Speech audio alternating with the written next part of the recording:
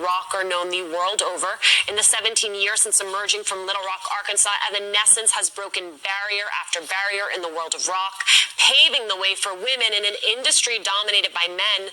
But one thing lead singer Amy Lee has never done is use her massive fame and platform to talk politics. But as with everything 2020, times have changed.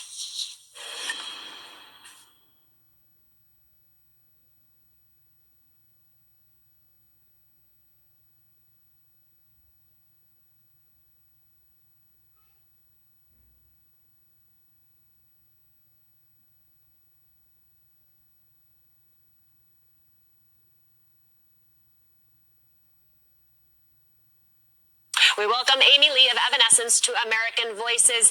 Amy, what was the tipping point for you in deciding to use your platform, to leverage your platform for the purposes of this campaign? Wow, thanks for having me. Honestly, that song had been brewing for a while, and just accumulation of response to feeling unheard in a lot of levels, feeling like we're seeing American voices suppressed. And I remember there was a specific moment when the impeachment trials were going on, and we were sort of in the final phases of those first batch of songs, right before the top of the lockdown happened.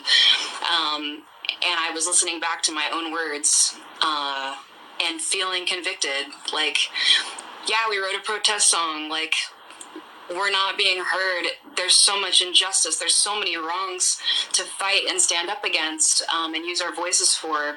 And we've made this protest song about that, but I'm not really doing that. It's always been sort of like this policy of mine to keep it down on the politics, keep that separate so that the music can be a place for us all to come together. And that's beautiful and real, but the truth is we have to face the truth.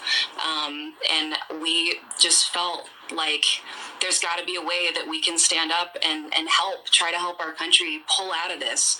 And I think that the greatest way that we can move forward is for everyone to be heard, everyone to be represented, everyone.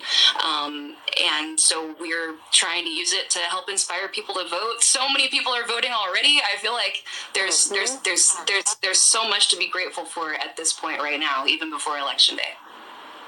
Amy, just 2 days out, there are record-shattering early voting totals, proof that voter outreach works. I mean, this still is not over. What do you say to voters, particularly young voters, who have not yet cast their ballot? Man, this word unprecedented keeps coming up, and it's really true.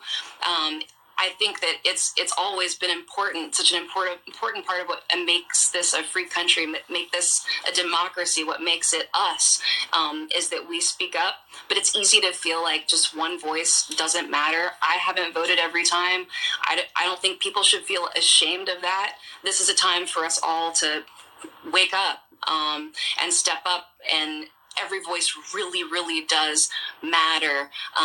If we want something to change, if we want things to happen, it needs to happen massively, because everything in place isn't about representing every single person's voice. We have to overcome some of those laws and rules and things that are in place that aren't really there for us.